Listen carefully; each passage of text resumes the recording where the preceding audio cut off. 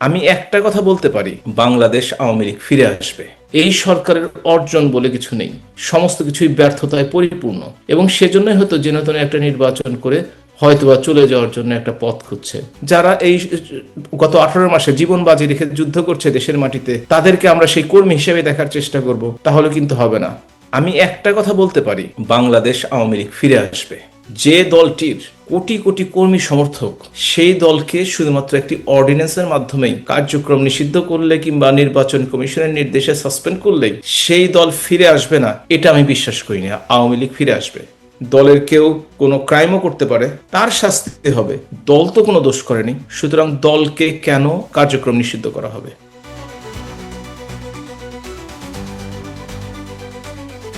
স্বাগত জানাচ্ছি মাসুদা ভাট্টির সঙ্গে আলাপচারিতায়। আজকে আমাদের যিনি অতিথি আছেন তার পরিচয়টা আমি তাকেই দিতে বলবো, এই কারণে যে তিনি গত 17 মাস ধরে এত বেশি সক্রিয় বাংলাদেশ এবং মানে বাংলাদেশে তো নয়, বাংলাদেশে তো উনি যেতে পারছেন না, বাংলাদেশের বাইরে বাংলাদেশের রাজনীতি নিয়ে এবং আওয়ামী লীগকে রাজনীতিতে মানে আরো সক্রিয় মানে করে তোলার জন্য তিনি সম্প্রতি অনেকগুলো অনুষ্ঠান করেছেন। আমি সবচেয়ে মানে মানে শেষ যেটি কথা সেটি হচ্ছে হাউস অফ লর্ডসে, ব্রিটেনের হাউস অফ লর্ডসে একটি আয়োজন ছিল, সেই আয়োজনে উনি বক্তব্য রেখেছেন। আমি সেটা দিয়ে শুরু করব, কিন্তু তার আগে আমি তার পরিচয় জানবো এবং একটি প্রশ্ন করব, তারপরে তো মানে আলোচনা শুরুই হবে। হাবিব মিল্লাত, আপনার পরিচয় যদি আপনি নিজেই দেন। আমি একজন কার্ডিওথোরাসিক সার্জন, অর্থাৎ হার্ট সার্জন।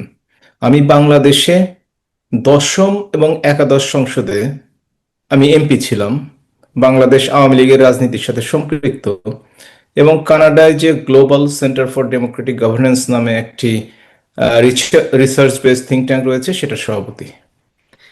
ধন্যবাদ হাবিবে মিল্লাত। আপনি লক্ষ্য করেছেন কিনা জানি না, আহ, 3 দিন আগে বা 4 দিন আগে আল জাজিরা বাংলাদেশ আওয়ামী লীগ নিয়ে একটি রিপোর্ট প্রকাশ করেছে এবং সেটা প্রথম আলো সহ বাংলাদেশের প্রধান দৈনিকগুলো পিক করেছে, এবং সেখানে আওয়ামী লীগের রাজনৈতিক ভবিষ্যৎ নিয়ে শঙ্কা মানে তোলা হয়েছে। এই যে শঙ্কা তোলা, এই শঙ্কা তো আমরা আসলে 5 আগস্টের পর থেকে, 2024-এর 5 আগস্টের পর থেকে অনেকের মুখে শুনে আসছি, এবং একদম ধরুন মানে ছোট জামাতি নেতা থেকে শুরু করে বাংলাদেশের টক শোয়ে হঠাৎ করে গজিয়ে ওঠা লোকজনও বলছে আওয়ামী লীগের কোনো ভবিষ্যৎ নাই। আপনি গত 17 মাসে আপনার টেক কি? প্রথমত, কেউ কেউ কথা বলেন আপাত দৃষ্টিতে, কেউ কেউ চিন্তা ভাবনা করে, আবার কেউ কেউ কথা বলেন কিভাবে কাউকে বিপদে ফেলানো যায়, টার্গেট করে আওয়ামী লীগকে। আমি একটা কথা বলতে পারি যে 76 বছরের এই পুরনো দল বাংলাদেশের অর্জনে, যত গণতান্ত্রিক আন্দোলন হয়েছে এবং বাঙালি জাতির সবচেয়ে বড় অর্জন বাংলাদেশের মুক্তিযুদ্ধ, মহান স্বাধীনতা, সেটির নেতৃত্ব দানকারী প্রতিষ্ঠান বাংলাদেশ আওয়ামী লীগ ইচ্ছে করলে সরিয়ে দেওয়া যাবে না। বাংলাদেশ আওয়ামী লীগের সবচেয়ে কঠিনতম সময়ে, বঙ্গবন্ধু হত্যাকাণ্ডের 4 বছর পর জেনারেল জিয়ার অধীনে একটি নির্বাচন হয় 79 সনে, সেখানেও আওয়ামী লীগ 25 ভাগ ভোট পেয়েছিল বিচ্ছিন্ন থাকা অবস্থায়ও। আর যদি 2008-এর কথা ধরে থাকি, বাংলাদেশ আওয়ামী লীগ পেয়েছে 48.4 ভাগ ভোট। এবং আপনি যদি 79 থেকে শুরু করে আহ, যতগুলো নির্বাচন হয়ে গেছে, 91, 96, 2001, আওয়ামী লীগের ভোটের বাক্সে কিন্তু ক্ষমতায় যেতে পারুক আর না পারুক, ভোটের বাক্সে সবচেয়ে বেশি ভোট পড়েছে পার্সেন্টেজ অনুযায়ী। এবং ভোট সেই বেড়েছে, কখনো কমেনি। কমেনি, কখনো কমেনি, সেটাই আমি বলতে চেয়েছি। তো সেই হিসেবে বাংলাদেশ আওয়ামী লীগ, মাননীয় প্রধানমন্ত্রী জননেত্রী শেখ হাসিনা তৎকালীন, উনি দেশ ছাড়ার পরে 5ই আগস্ট ভীষণ একটা বিপর্যয়ের মুখে পড়েছে, নেতৃত্ব শূন্যতায় পড়েছে। এই জন্য আওয়ামী লীগ বিপর্যস্ত, দিশেহারা। তার অর্থ এই নয় যে আল জাজিরা রিপোর্ট যেটি করেছে সেটি আপনি দেখবেন, যখন সাধারণ মানুষের সাথে কথা বলেছে, তখন সাধারণ মানুষ কিন্তু বলেছে আওয়ামী লীগ আছে, আওয়ামী লীগ ফিরে আসবে। আবার যখন একটু ভিন্ন মতের শিক্ষিত লোকের সাথে কথা বলেছে, তারা বলেছেন যে আওয়ামী লীগ ফিরে আসবে কি আসবে না, মানে বুদ্ধিজীবীদের মতো কথা, হলে হবে না হলে হবে না, এই ধরনের কথাবার্তা আর কি।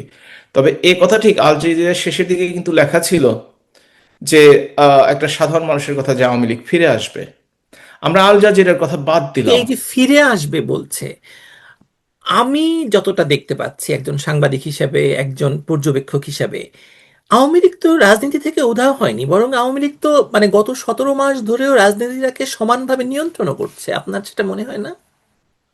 কথাটা আমি একমত নই যে আওয়ামী লীগ রাজনীতি নিয়ন্ত্রণ করছে, এ কথাটার সাথে আমি সম্পূর্ণ একমত নই। এ কারণে যে আওয়ামী লীগ কর্মী সমর্থকের অভাব নাই।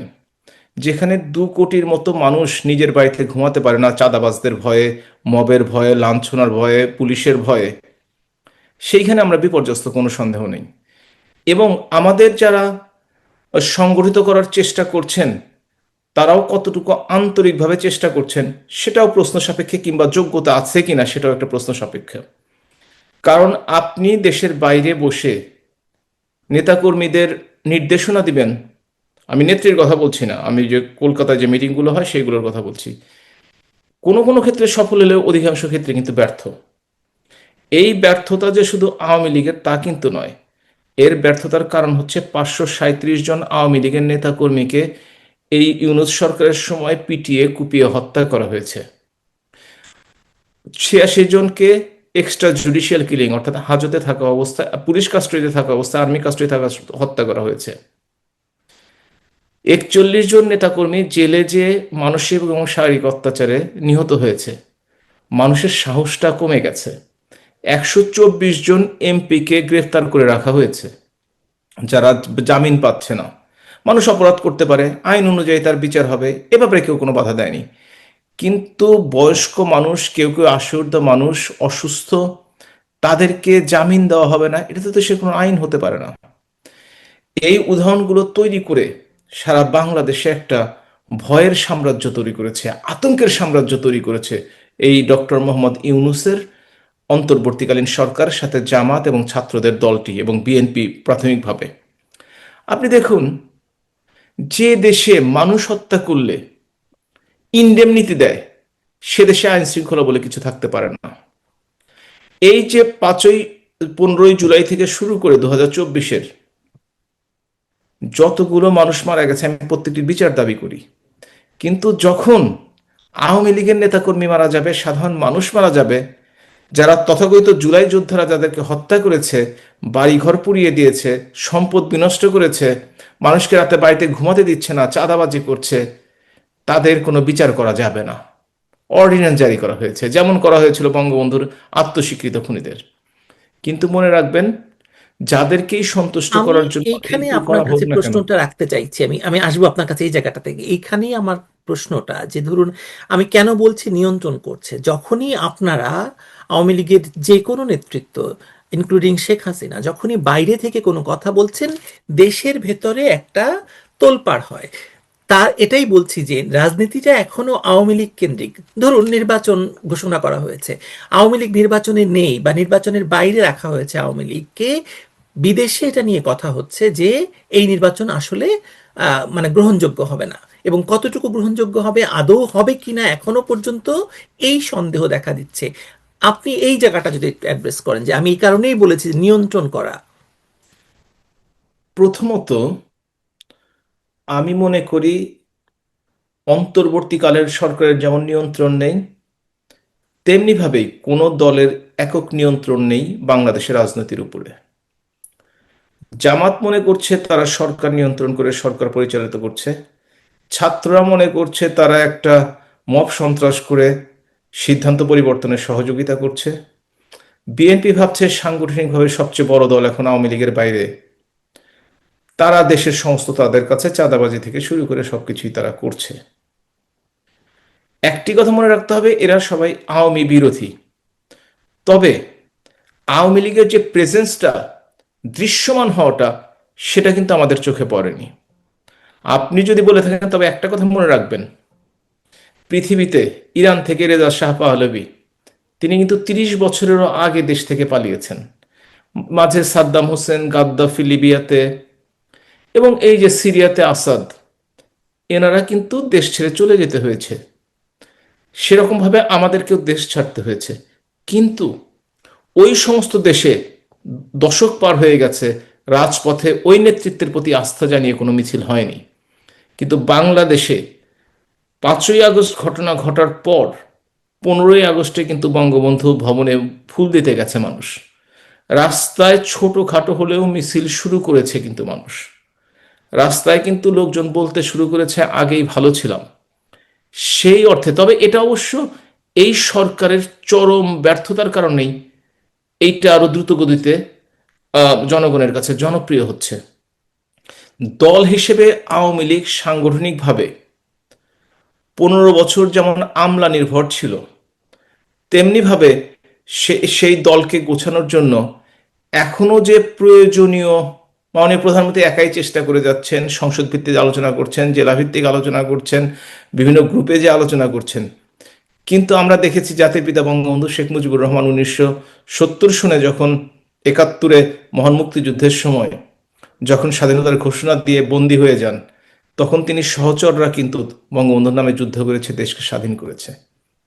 মাননীয় প্রধানমন্ত্রী জননেত্রী শেখ হাসিনাও চেষ্টা চালিয়ে যাচ্ছেন, কিন্তু তার সহযোগী হিসেবে কার ভূমিকা কতটুকু গৌরবোজ্জ্বল 18 মাস মনে হয় বিশ্লেষণ করার সময় চলে আসছে। কিন্তু হ্যাঁ, নিশ্চিতভাবে সেটাও আপনাকে আমি প্রশ্নটা করতামই। আমার আরেকটি প্রশ্ন এখানে আছে যে ধরুন আওয়ামী লীগ এমন একটি দল, বারবারই আওয়ামী লীগের কাছ থেকে ক্ষমতা ছিনিয়ে নেওয়া হয়, 75-এ নেওয়া হয়েছে, এবং বাংলাদেশে এ পর্যন্ত যারা ক্ষমতায় গিয়েছে এবং বলা হয় যে সুষ্ঠু ভোটের মাধ্যমে, আসলে ভোট মানে সবসময় ইঞ্জিনিয়ার্ড হয়েছে, কোনো না কোনো ভাবে ইঞ্জিনিয়ারিং হয়েছে। এবং ধরুন বাংলাদেশে মানে প্রথম আওয়ামী লীগ একমাত্র দল যে দলটি শান্তিপূর্ণভাবে ক্ষমতা হস্তান্তর করেছে একটি তত্ত্বাবধায়ক সরকারের হাতে। কিন্তু সেই তত্ত্বাবধায়ক সরকার ব্যবস্থাটাকে যদি মানে বিনষ্ট করার কোনো দায় থেকে থাকে, সেটা যতটুকু দায় আমরা আওয়ামী লীগের দেই, মানে তার চাইতে অনেক বেশি দায় হচ্ছে বিএনপির। এই জায়গাটা থেকে আপনার কি কখনো মনে হয় যে মানে একটা একটা গণতান্ত্রিক দলকে বারবার এরকম বিপদে ফেলা মানে হচ্ছে বাংলাদেশটাকেই বিপদে পড়া? এই মুহূর্তে যেরকম আওয়ামী লীগকে বিপদে ফেলতে গিয়ে আপনার কি মনে হয় যে পুরো বাংলাদেশটাকে একটা চরম এবং ভয়ঙ্কর বিপদে ফেলে দেওয়া হয়েছে? আপনার সাথে সম্পূর্ণ একমত আপনার শেষ কথাটির সাথে। এ কারণেই যে বাংলাদেশ আওয়ামী লীগকে বিপদে ফেলতে যে দেশটাকে বিপদে ফেলা হয়েছে। আপনি যদি দেশের আইন শৃঙ্খলা পরিস্থিতি দেখেন, আপনি যদি জুডিশিয়াল সিস্টেম দেখেন, আপনি যদি অর্থনৈতিক অবস্থা দেখেন, আপনি যদি মানুষের স্বাভাবিক চলাফেরা, বিশেষ করে নারী শিশুদের প্রতি অত্যাচার সহিংসতা, আপনি যদি দেখেন সংখ্যালঘুদের উপর নির্যাতন সহিংসতা হত্যা, এগুলো কিন্তু 55 বছরের ইতিহাসে সর্বোচ্চ। এই সরকারের অর্জন বলে কিছু নেই, সমস্ত কিছুই ব্যর্থতায় পরিপূর্ণ। এবং সেজন্যই হয়তো যেন তেন একটা নির্বাচন করে হয়তোবা চলে যাওয়ার জন্য একটা পথ খুঁজছে। আপনি যে কথাটি বলেছেন বাংলাদেশ আওয়ামী লীগের কথা, বাংলাদেশ আওয়ামী লীগ 76 বছরের পুরনো দল। এই দলটি 2/3 সময় বিরোধী দলে ছিল। আমরা শুধু বঙ্গবন্ধুর হত্যাকাণ্ডের কথা বলি না, 54 ক্ষমতায় পেয়েও কিন্তু তারা টিকতে পারেনি অন্যান্য দলের সাথে। 70-এ নির্বাচনে জয়ী হয়ে ক্ষমতা পায়নি স্বাধীনতা যুদ্ধ ছাড়া। এবং সেই মুহূর্তে যিনি ইয়াহিয়া খান, তিনি কিন্তু আওয়ামী লীগকে নিষিদ্ধ করেছিলেন। পরবর্তীকালে আওয়ামী লীগ সগৌরবে দেশকে স্বাধীন করে এবং ক্ষমতায় ফিরে আসে। 75 পরবর্তীকালে কিন্তু সামরিক শাসনের মাধ্যমে জিয়াউর রহমান আওয়ামী লীগ সহ সকল দলকে নিষিদ্ধ করেছিল 75 পরবর্তীকালে। কিন্তু সুযোগ পাওয়া মাত্র আওয়ামী লীগ ঘুরে দাঁড়িয়েছে। 2024-এও অনির্বাচিত সরকার অর্ডিন্যান্সের মাধ্যমে তাদের কার্যক্রম নিষিদ্ধ করেছে এবং সেই অর্ডিন্যান্স এবং সেই ইঙ্গিতেই নির্বাচন কমিশন নিবন্ধন স্থগিত করেছে। আপনি দেখুন, অপেক্ষা করুন, আমি যেভাবেই বলি না কেন, বাংলাদেশ আওয়ামী লীগ হচ্ছে মাটি মানুষের দল। বাংলাদেশের এমন কোনো গ্রাম মহল্লা পাবেন না যেখানে আওয়ামী লীগের নেতা কর্মী সমর্থক নেই। কিন্তু আমি বারবার বলছি, যেটি হচ্ছে সংগঠিত করার জন্য যে ধরনের, আমি নেত্রীর কথা বলছি না, যে ধরনের মাঠ পর্যায়ের নেতা প্রয়োজন, সেই নেতাদের কেউ কেউ দেশের বাইরে, কেউ কেউ জেলখানায়, আর যারা দেশে আছেন তারা লুকিয়ে আছেন। রাজনীতিতে নেতৃত্ব একটি বড় ব্যাপার।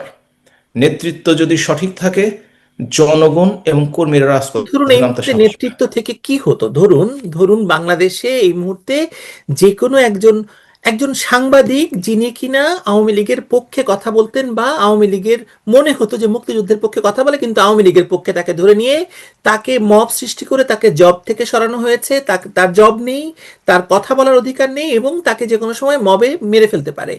এই অবস্থায় আপনি আওয়ামী লীগের কোনো নেতাকে কি করে আশা করেন যে তিনি বাংলাদেশে মানে অর্গানাইজ করতে পারবেন, তার দলের লোককে সংগঠিত করে একটা মুভমেন্ট তৈরি করতে পারবেন? এটা তো আসলে আপ- কোনোভাবেই সম্ভব না। এত এটা বিরোধিতাকে আপনি কি অবশ্যই করে, সম্ভব, কিভাবে? এটা অবশ্যই সম্ভব। সেটাই কিভাবে জানতে চাচ্ছি আমি। দায়িত্ব অর্পণ করতে হবে, আচ্ছা।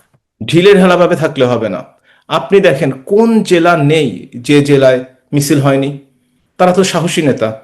এখন আমরা যদি ওই পুরনো ধরে থাকি যে যিনি নেতা আছেন তিনিই নেতা থাকবেন, আমি বলছি না তারা থাকবে না, তিনিই থাকবেন। যারা এই গত 18 মাসে জীবন বাজি রেখে যুদ্ধ করছে দেশের মাটিতে, তাদেরকে আমরা সেই কর্মী হিসেবে দেখার চেষ্টা করব, তাহলে কিন্তু হবে না। তো তৈরি নেতা কিন্তু তৈরি হয় রাজপথ থেকে। এবং আমাদের আওয়ামী লীগে সহযোগী সংগঠনে এই ধরনের নেতাকর্মীর কোনো অভাব নেই।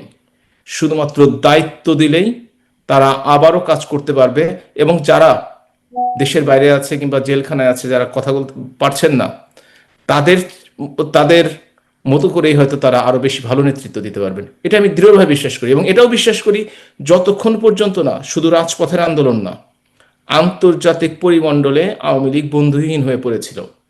17টি বছর আমরা নির্ভর হওয়ার কারণে আহ, রাজনৈতিক যে গতিশীলতা সেটা সঠিকভাবে ছিল না। সুতরাং সেইটা রিয়ালাইজেশনে নিয়ে এসে জাতীয় এবং আন্তর্জাতিক পরিমণ্ডলে আমাদেরকে সুস্পষ্ট অবস্থান তৈরি করতে হবে। আর এটা যত দ্রুত করার জন্য আন্তর্জাতিক প্রক্রিয়া শব্দটা শুরু হয় যেহেতু ততই ভালো। আন্তর্জাতিক শব্দটা যেহেতু বললেনই, আমি তো আপনাকে এই কারণেই প্রথমে প্রশ্নটা করতে চেয়েছিলাম। হাউস অব লর্ডসে বা যুক্তরাজ্যের যে পার্লামেন্ট আছে সেখানের উচ্চ কক্ষে আপনারা সম্প্রতি একটি প্রোগ্রাম করেছেন, অনুষ্ঠান করেছেন, এটা সম্পর্কে যদি একটু বলেন। এই প্রোগ্রামটিতে লর্ড র্যামিরেঞ্জার তিনি ছিলেন। তিনি সুস্পষ্টভাবে বক্তৃতায় বলেছেন, বাংলাদেশ যেভাবে চলছে, বাংলাদেশ সেকুলার বাংলাদেশ থেকে আহ, একটা এক্সট্রিমিজমের দিকে যাচ্ছে। বাংলাদেশ ধর্ম অন্ধভাবে যারা ধর্মকে ব্যবহার করতে চায় রাজনীতির ক্ষেত্রে সেদিকে যাচ্ছে। সংখ্যালঘুদের উপর নির্বাচন হচ্ছে, বাংলাদেশে গণতন্ত্র বলে কিছু নেই, আইনের শাসন বলে কিছু নেই। সাথে সাথে এটাও বলেছেন যে নির্বাচনে সংখ্যাগরিষ্ঠ মানুষ ভোট দিতে পারবে না বা ভোট দেওয়ার অধিকার নেই, তিনি এভাবে বলেছেন যে কনজারভেটিভ পার্টিকে আজকে আমি বললাম তোমরা ভোট দিতে, তোমরা নির্বাচনে অংশগ্রহণ করতে পারবে না। তখন লেবার পার্টি বলেন, রিফর্ম পার্টি বলেন, লিবারেল পার্টি বলেন, তাদেরকে এই ভোটটা ভাগ করে দেওয়ার জন্য বলা হলো। বলেছে এইটা কোনো গণতন্ত্র নয়। গণতন্ত্র হচ্ছে এই যে কনজারভেটিভ পার্টির যে ভোটাররা রয়েছে তাদেরকে অবশ্যই চয়েস দিতে হবে তাদের পছন্দ মতো কাউকে ভোট দেওয়ার জন্য। ওইখানে আরেকজন ছিলেন অনারেবল বব ব্ল্যাকম্যান। তিনি সুস্পষ্টভাবে বাংলাদেশে যে মানবাধিকার লঙ্ঘন হচ্ছেন এ ব্যাপারে বক্তব্য রেখেছেন। তিনি পার্লামেন্টেও বক্তব্য রেখেছেন এবং সাথে সাথে তিনি বলেছেন সংখ্যালঘুদের উপর নির্যাতন হতে তিনি সংখ্যালঘু নিয়ে কাজ করেন সারা পৃথিবীব্যাপী। এবং তিনি এগুলো শুধুমাত্র নিজে বলে বা মিটিংয়ে বলে না, তিনি তার সোশ্যাল মিডিয়াতে তিনি এ ব্যাপারে সোচ্চার রয়েছেন এবং পার্লামেন্টে প্রায় তিনি বাংলাদেশের কথা বলে আসছেন। তবে একটি সমস্যা হয়ে গেছে, সেটি হচ্ছে যে তারা আসলে যারা এখন সরকার পর্যায়ে আছেন অর্থাৎ গভর্নমেন্টে আছেন, তারা এটাকে দেখতে চাচ্ছে একটা ট্রানজিশন হিসেবে এবং দেখতে চাচ্ছেন গণতান্ত্রিক প্রক্রিয়ায় বাংলাদেশ কিভাবে ফিরে যায়। তবে এ কথা সত্য, ইউনাইটেড নেশন অর্গানাইজেশনস এবং বিভিন্ন এম্বাসি বাংলাদেশেও কিন্তু একটি কথা বলেছে। তারা কিন্তু বাংলাদেশ আওয়ামী লীগ যখন ক্ষমতায় ছিল 2024 সন পর্যন্ত বলতো ইনক্লুসিভ পার্টিসিপেটরি নির্বাচন বলতে তারা সকল দল এটি উল্লেখ করতো তারা। কিন্তু 24 অগাস্টের পর থেকে তারা কিন্তু ন্যারেটিভ চেঞ্জ করে এখন বলছে এই নাইটটা সকল চেঞ্জ অংশগ্রহণ। হয়েছে কেন আপনার কি মনে হয়? এটা কি ডক্টর ইউনূসের আন্তর্জাতিক কানেকশনের ফল, নাকি ধরুন বাংলাদেশ নিয়ে বৈশ্বিক শক্তিগুলোর কোনো ভেস্টেড ইন্টারেস্ট আছে। আপনার বিশ্লেষণটা কি বলে, এই কারণে জিজ্ঞেস করছি এই কথা যে আপনি বেশ কিছুদিন ধরে শুধু যুক্তরাজ্যে নয়, কানাডার অর্গানাইজেশনের সাথে, মানে কানাডিয়ান অর্গানাইজেশনের সাথে সাথে কাজ করছেন, এবং আপনি বাংলাদেশের বাইরে বেশ কয়েকটি আয়োজনের মানে অংশীজন আয়োজক। ছিলেন। প্রথমত, ওয়েস্টার্ন মিডিয়ার কথা যদি চিন্তা করি, এবং এই ওয়েস্টার্ন, সেটা ইউরোপ হোক, আমেরিকায় হোক, লবিস্ট বলেন, পিআর ফার্ম বলেন, এগুলোর কিন্তু একটা গুরুত্বপূর্ণ ভূমিকা রয়েছে। ডক্টর ইউনুস যেভাবে করুক না কেন, তিনি প্রচুর লবিস্ট ফার্ম এবং পিআর ফার্ম নিয়োগ দিয়েছেন এই সমস্ত দেশসমূহে। জামাতে ইসলামের 13টা লবিস্ট ফার্ম, শুধুমাত্র পিআর ফার্ম, শুধুমাত্র ইউকেতেই আছে। তারা স্টেক হোল্ডারদের কাছে যায়, ডিসিশন মেকারদের কাছে যায়, তারা বোঝানোর চেষ্টা করে তাদের মতো করে। বাংলাদেশ আওয়ামী লীগের এখন পর্যন্ত অফিসিয়াল কোনো লবিস্ট নেই, এই 18 মাসের কথা বলছি। সুতরাং তাদের পক্ষে তাদের মতো করে কথা বলা যতটা সহজ, যতটা স্টেক হোল্ডারের কাছে পৌঁছানো সহজ, বাংলাদেশ আওয়ামী লীগের নেতাকর্মী বা সমর্থকদের পৌঁছানোটা তার চেয়ে অনেক কঠিন, এবং সেই কাজটি করা বেশ দুরূহ। তারপরও যেহেতু এখন ডিজিটাল যুগ, সব খবরই কোনো না কোনোভাবে আসে। বাংলাদেশে যদি চরম সেন্সরশিপ, সাংবাদিকরা মুখ খুলে জেলে নিবে, না হলে খুনের মামলা দিবে, না হলে অ্যাক্রেডিটেশন কার্ড বাতিল করবে। সেই জন্য ডক্টর ইউনূসের যে ইমেজটা ছিল, সেই ইমেজটাতে বড় ধরনের চিড় ধরেছে। আপনি যদি দেখে থাকেন, ইউকেতে তিনি যখন আসেন গত জুন মাসে, ইউকে প্রাইম মিনিস্টার কিন্তু তার দেখা দেয়নি। এরপরে ফ্রান্সের প্রাইম মিনিস্টারের সাথে দেখা করার চেষ্টা করেছে, ফ্রান্সের প্রাইম মিনিস্টার তার সাথে দেখা করেনি। এরপরে ইটালিতে যে ছবি উঠেছে, কিন্তু ইটালিয়ার প্রাইম মিনিস্টার অফিসিয়াল ভিজিটের যে যে যে অ্যাপয়েন্টমেন্ট, সেটা কিন্তু তাকে দেয় নাই। এবং এবং বাংলাদেশে দুবার বাংলাদেশে যাওয়ার বাতিল করেছে, ঘোষণা দিয়েও বাংলাদেশে যাননি।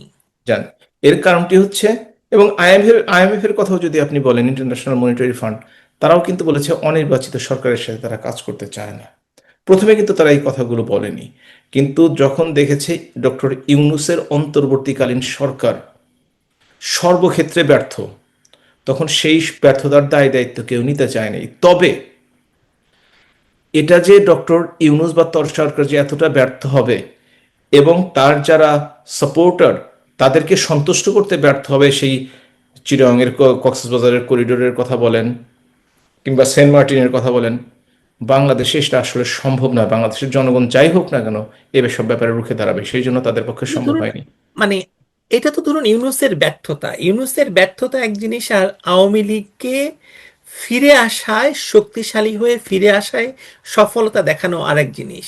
আওয়ামী লীগ নিষিদ্ধ, ভোট যদি হয়ে যায়, আপনি কি দেখতে পাচ্ছেন আওয়ামী লীগের ফিরে আসাটা কতদিন, মানে ফিরে আসা বলতে বোঝাচ্ছি যে মাঠে নামার ব্যাপারটা, এটা কতদিনের মধ্যে সম্ভব বলে আপনি দেখতে পাচ্ছেন?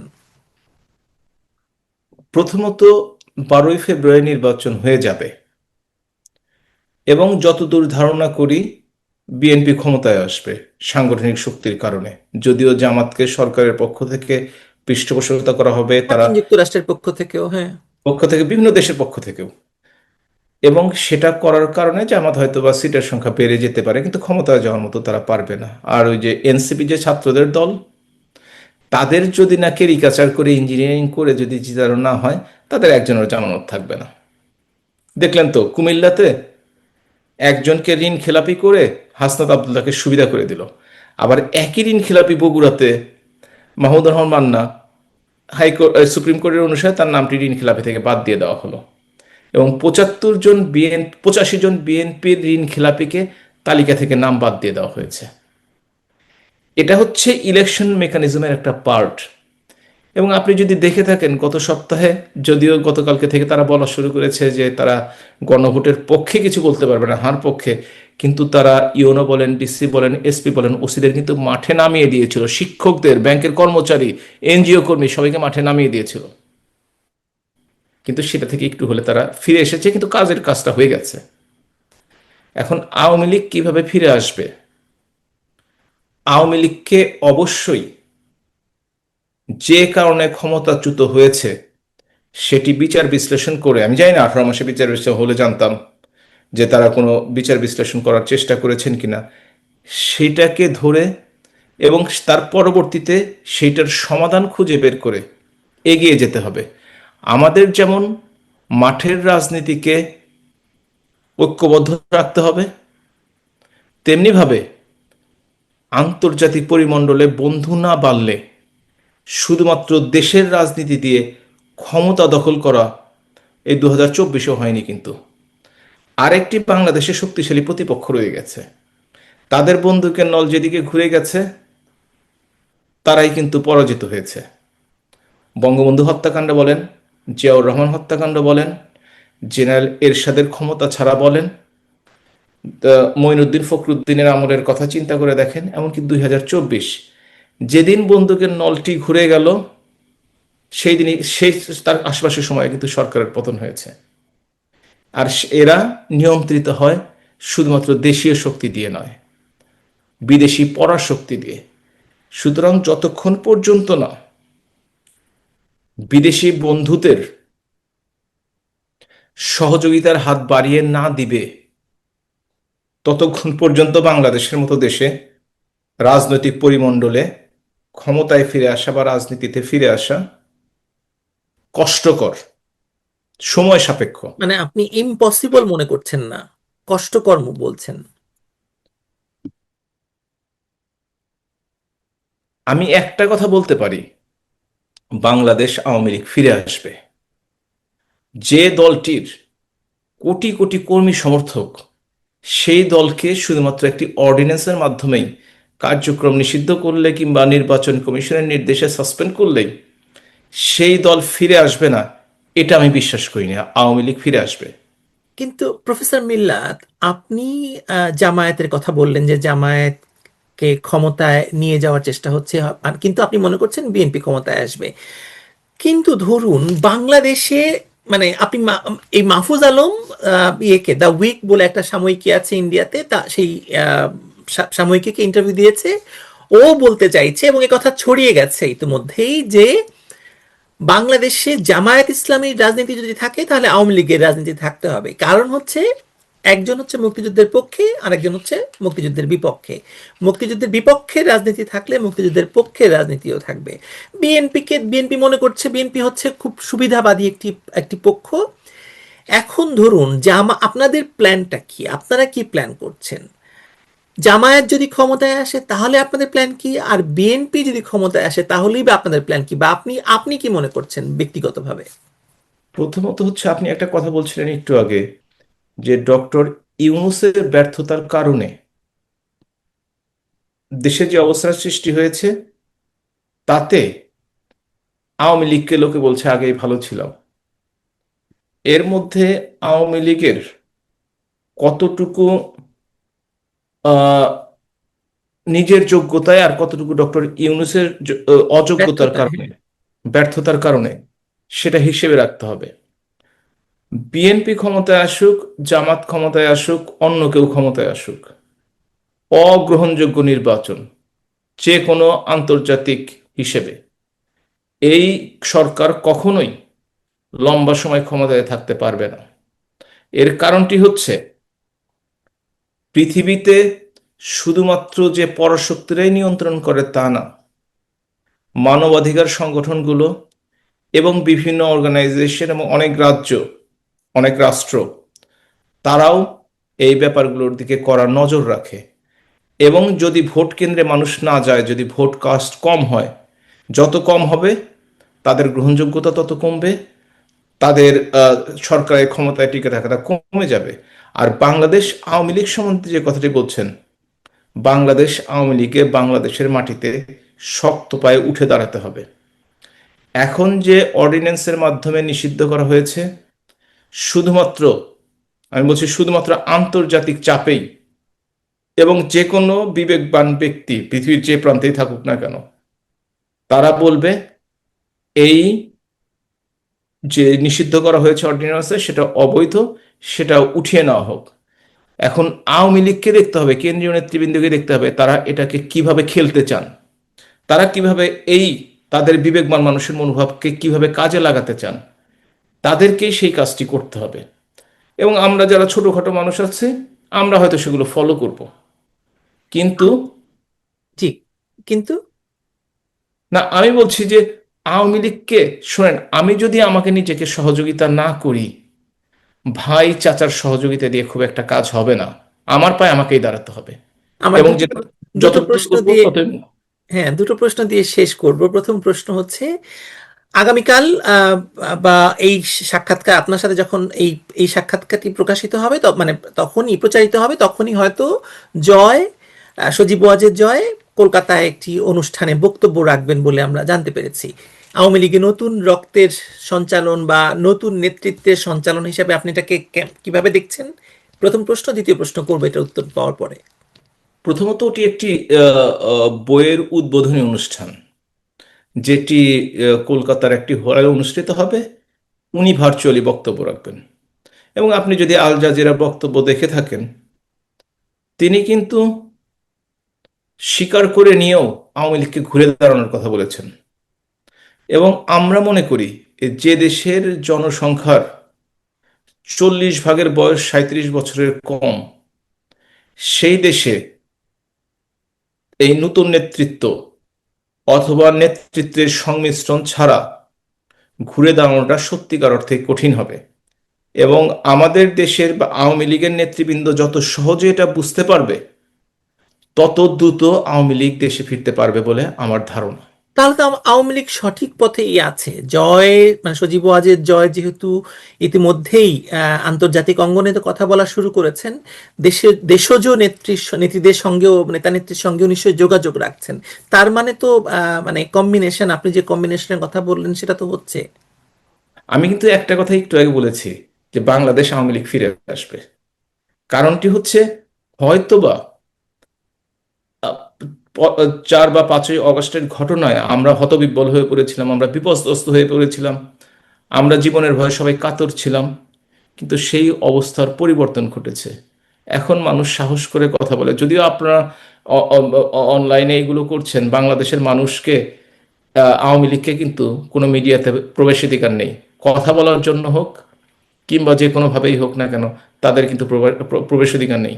সুতরাং এই মিডিয়াগুলো বাংলাদেশ আওয়ামী লীগকে উজ্জীবিত করবে, বাংলাদেশ আওয়ামী লীগকে এক থাকতে সহযোগিতা করবে। শেষ প্রশ্ন, নো ভোট নো ভোট, এই যে একটা ক্যাম্পেইন শুরু হয়েছে, এই ক্যাম্পেইন কি, মানে আপনি কতটা এটাকে ওন করেন এবং এটাকে আরো কিভাবে আপনারা ছড়ানোর চেষ্টা করছেন?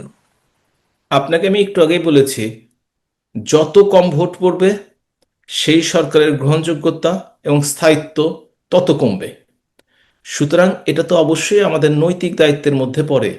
অন্যায়ভাবে, হ্যাঁ, দলের কেউ অন্যায় করতেই পারে, দলের কেউ কোনো ক্রাইমও করতে পারে, তার শাস্তি হবে।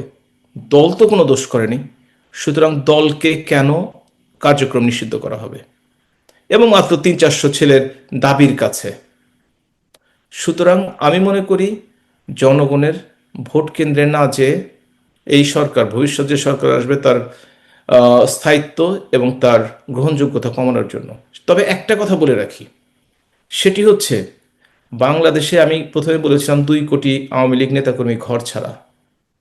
সত্যিকার অর্থে আওয়ামী লীগের নেতাকর্মীরা হচ্ছে দরিদ্র মানুষ, নিম্নমানের, নিম্ন পেশাজীবীরা। বাংলাদেশে কিন্তু যারা উপরের মহল মানুষ, তাদের খুব কম সংখ্যকই আওয়ামী লীগের সাথে সম্পৃক্ত। তারা হয়তোবা এই নির্বাচনের সময় ঘরে ফেরার স্বার্থে, কিংবা বেঁচে থাকার স্বার্থে, কিংবা চাঁদা না দেওয়ার স্বার্থে, কিংবা মবের আহ, সন্ত্রাসে না পড়ার স্বার্থে হয়তোবা উপরে উপরে কারোর সাথে তাল মিলিয়ে এই নির্বাচনে হয়তোবা ভোটও দিতে যেতে পারে, আমার ধারণা। এবং এটা ধারণা নয়, এটা অনেকাংশ সত্য, হতেই যেটা পারে, আমরা হ্যাঁ। দেখছি। এটা সত্য দেখছি। তবে তাদের কাছে অনুরোধ থাকবে, না ভোট তো দেওয়ার জন্যই, দ্বিতীয়ত যে ভোটটি দিতে যাচ্ছেন 2-3টি সিল মেরে ভোটটি যেন কাউন্ট করা যায় না, সে অবস্থা আপনারা করবেন। অশেষ ধন্যবাদ। কারণ হচ্ছে একটি অবৈধ অর্ডিন্যান্সের মাধ্যমে গণভোট যেটা হিসাবে বলা হচ্ছে, সেটা বাংলাদেশের ভবিষ্যৎকে মানে একদম তছনছ করে দেবে। কারণ আমরা একটা সংবিধানকে হারাবো যদি এটা এটা হয়। আপনি এ ব্যাপারে শেষ কথা বলবেন এবং মানে আপনি সবার কাছ থেকে বিদায় নেবেন। আপনি দেখুন, 83টি পয়েন্ট রয়েছে জুলাই সনদে। 84টি, এবং হ্যাঁ। তাতে বাংলাদেশের আওয়ামী লীগ ছাড়া সর্ববৃহৎ দল বিএনপি অনেকগুলোতে নোট অফ ডিসেন্ট দিয়েছে, এবং নোট অফ ডিসেন্ট দিয়ে তারা যেটি স্বাক্ষর করেছে, কিন্তু গণভোটে যে জুলাই সনদটি নিয়ে গণভোট হচ্ছে সেটিতে কোনো রাজনৈতিক দলই স্বাক্ষর করেনি। তারা নিজেদের মন মতো সাজিয়ে সেটা করেছে। সুতরাং এইটা হ্যাঁ হোক আর না হোক, এটা তো কোনোভাবেই গ্রহণযোগ্য নয়। এটা তো আমাদের সবাইকেই বুঝতে হবে। এবং আপনি 83টি পয়েন্টকে, যার মধ্যে 39টিতে সংবিধান পরিবর্তনের প্রয়োজন পড়বে, সেইটি করার জন্য আপনি মাত্র 4টা পয়েন্ট দিয়ে, একটা হ্যাটিক দিয়ে আপনি সকলের মনোযোগ আকর্ষণ করবেন। আমি এই যে হাউস অফ লর্ডসের যে মিটিংটি ছিল, তারা এই ব্যাপারে কথা উঠিয়েছে। তারা বলেছে যদি কেউ 5টি পছন্দ করে, 10টি পছন্দ না করে, তাহলে তো সেটা তো হ্যাঁ দিলেও না হয়ে গেল, কারণ সেটা তো আসলে মানুষ না বুঝেই দিয়ে দিল। সুতরাং এই না বুঝে যে রেফারেন্ডাম করতে চাচ্ছে, এটা অগ্রহণযোগ্য এবং অনিয়মতান্ত্রিক, এবং এইটা অবৈধ। সুতরাং তারা যেভাবেই গায়ের জোরে এই কাজগুলো করার চেষ্টা করুক না কেন, গণতান্ত্রিক ভাবধারায় বা গণতান্ত্রিক মূল্যবোধের কাছে এবং আইনের কাছে সেটা গ্রহণযোগ্য হবে না। ধন্যবাদ ধন্যবাদ। আপনাকে। আপনাকে ধন্যবাদ প্রফেসর মিল্লাত। কথা হবে আবারও। থ্যাংক ইউ, ধন্যবাদ। ভালো থাকবেন আপনারা।